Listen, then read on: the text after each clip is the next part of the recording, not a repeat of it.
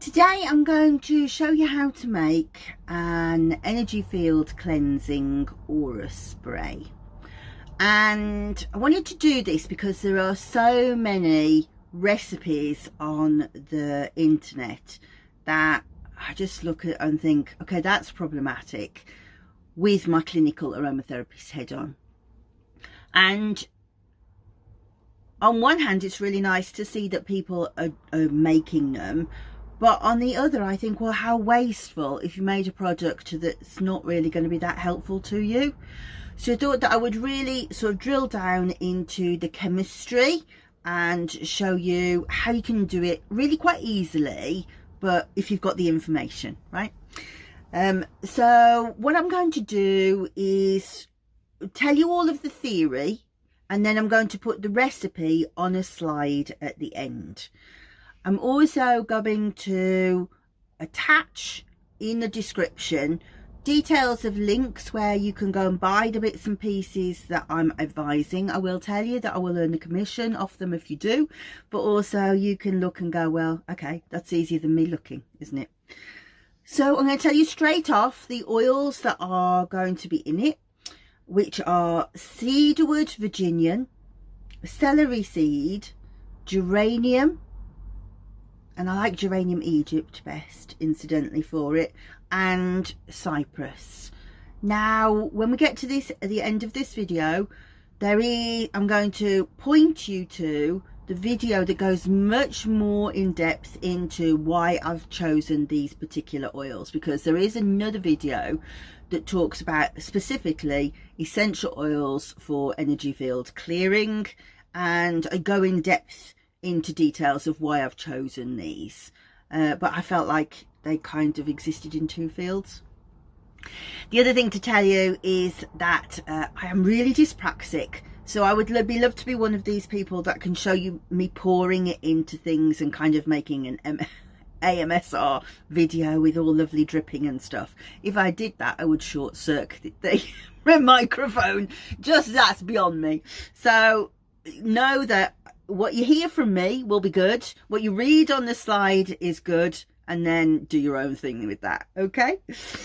So first and foremost, let's talk about how we get it into a spray. And this is really the part where everybody else's goes a bit wrong, because first rule of physics that you should have learned when you were, I don't know, about 8 maybe, and whenever you come to actually mix essential oils, it goes out your head, right? And that is that oil and water don't mix. so many people go, I know how to do this. If you put essential oils with water, they're going to float on the top.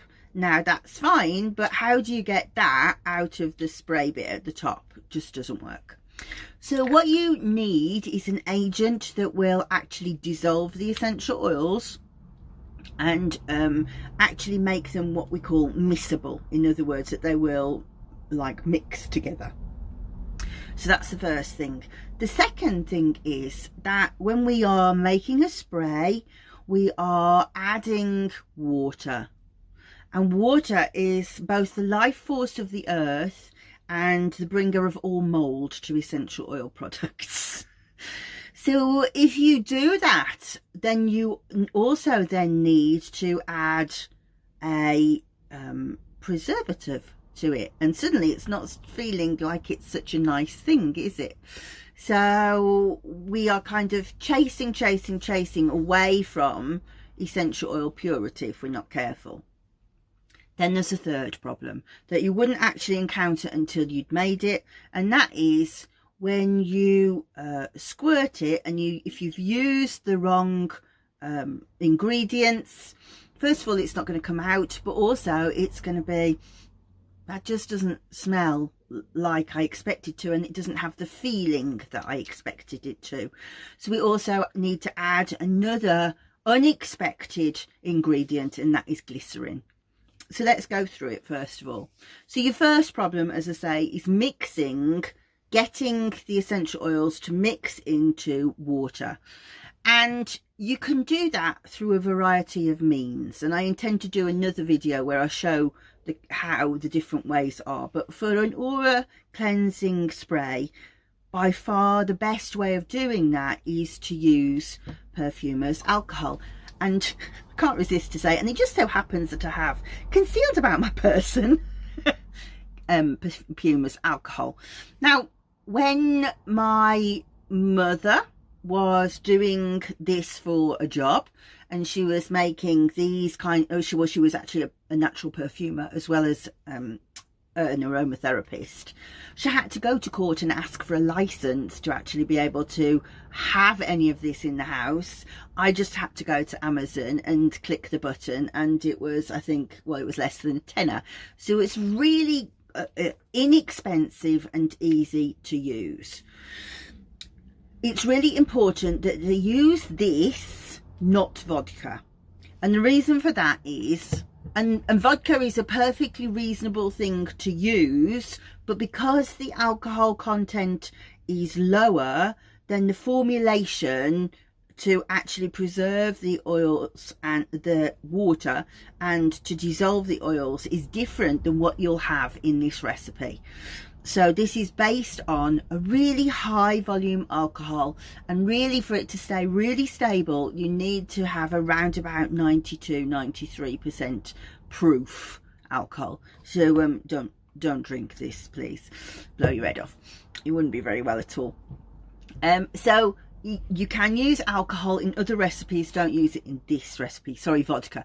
Don't use vodka in this recipe. Use perfumers alcohol. So perfumers alcohol is very good because it will dissolve the essential oils, but it has a second property, and that is it will preserve it too. So if there is another way of making the blend, you could use something called polysorbate 20 to make it miscible, to make it dissolve and mix, but then you would also have to add a preservative as well. But actually just using perfumers alcohol means that you will make a stable base for your essential oils that will dissolve them and keep them nice. So perfumers alcohol. And as I hinted at, when you spray this, if you've just got a blend of essential oils in perfumers alcohol and topped up with a little bit of distilled water, it doesn't feel very nice, to be honest. It's a bit of a flash in the pan because you have like quite the sharpness of the alcohol. It evaporates really, really quickly, and it just feels too light. It doesn't feel like it's doing anything. So when you add glycerin, you only have 4 drops in the recipe, but it is just enough to make it a little bit more silky, and it just holds both the actual physics of the essential oils so that they are sort of coagulate a little bit better, but also it just makes it a bit heavier and feels a bit more, I don't know, I can't think of another word than holy, you know, it just feels like really sacred. So I would always recommend a tiny bit of glycerin in there. So water. Now I have to say, I've hinted at how clumsy and caggy handed I am, and also I'm not really detail oriented. I'm sure many of you have grasped that by now. So what I would do, so I'll tell you that the recipe says for a 50ml bottle, incidentally, I will do my little plug for these bottles. These are in the description. I love them because they're the right size. There's 2 of them with different caps, not easy to mix up, but also the box is quite nice. So if you wanted to put them back in there and keep them dark, then I quite like that. And it does come with a tiny little funnel. Actually, I've misplaced that. That's how quickly I am so rubbish, but it does come with a little funnel. So going back to the point in hand, that holds 50ml. So 50ml is going to be just short of the shoulder, right? So you should be measuring, and I should have washed up these before I use them, but I didn't. And this one has, because you can see the water. But so you can buy these dead cheap, so that will measure out very carefully for like 10ml. So you can do 10, 10, 10, 10, 6 out of that. That's nice and easy. This starts at 50ml, and you can do a pretty good guesstimation off that. So do measure. If you were making a larger amount, the aromatherapy gods will be frowning upon me, because they will be saying, Liz, really, you should be measuring this, as in weight. You should be weighing your ingredients. Yes, you should. Anyway, 46 ml of alcohol. So what that means is, when you've put your essential oils in, and this recipe works to like a 5% dilution, you're going to have a little bit short at the top, and we'll be topping that up with water. So there will be the temptation to not measure your water. I know that, because I wouldn't do it, and that will be the point where it goes wrong, right? So if you have too much water in the blend, what's going to happen is it will no longer be clear. It'll be cloudy. It'll have like a milkiness to it, and it won't be so mixable. So it won't be, it'll go not be quite the right consistency. So we really do want to keep the water correct, and within the maths it works out as 2.5% of the total blend is water. If you went to 3%, it would be like, okay, I'm on tipping point. By 4%, you're going to be going, that doesn't look right. If you go to 5%, it's gone. So that is how you do it. Right, so, but also the last point that I'm going to make is the order that you do things is the key to success. And I always think that's rubbish when I make a cake. People are always saying, like, put dry into wet, but here this really is true. If you decide to reinvent the wheel, your wheel is going to fall apart. So the first thing that you need to do is to measure out your alcohol. So you've measured your alcohol, then you are going to measure out your essential oils and put them into the alcohol. So the number of essential oils is as follows, but as I say, I'm going to put it on the slide for you to screenshot or freeze frame, I suppose. But we're going 10 drops of cedarwood Virginian, 10 drops of celery seed essential oil. These are all essential oils, by the way. Geranium Egypt 15 drops, cypress 15 drops. So you can sit there and you know, count them out. You must count them out into your alcohol, and then when you've done that, then you add your 4 drops of glycerine. Tiny, tiny, tiny drops. If you've got a pipette, fantastic. Even I can use a pipette successfully. And then you add your water. And the reason for that is because the glycerine is what's called a bridging agent. So the essential oils will blend into the alcohol, and they'll mix and dissolve. That's the word I'm looking for. They'll dissolve into the alcohol. But when you put water to it, water and alcohol don't really mix that well. So when we've done the essential oils into the perfumer's alcohol, then we add the glycerin, which is both miscible with water and with alcohol. So it takes the state of your existing perfumer's alcohol and essential oils to a place where it can meet water safely, and then you just top it up with water. Now I just wanted to talk a little bit about safety here, which you would have thought is a moot point, and it kind of is, but I'm suggesting that many of us here are likely to have familials, so we need to be careful of the cats. So let me tell you a little bit about the chemistry and why we are a bit worried about our black cat, right? So first of all, ordinarily we won't worry about safety because we're not really going to put this onto the skin, and even if you were pregnant, really you would be safe enough to spritz around your aura, which is what we're going to do. We're going to all the way around our head, all the way around us, and all around our body. This is not a room spray. That's a different thing. This is for your energetic field, so keep it, you know, I mean, work out, can you feel where your field is? If you can feel where it is, great. That's where we're going to go all the way up to. So we're going to stay within that field. But by the very nature of spritzing it, it is going to go into the air. And as molecules of it go, what they will do is they will fall where they fall. Now, certain essential oils are difficult for cats. There's different chemical groups that are a problem for them because their livers are not the same as ours.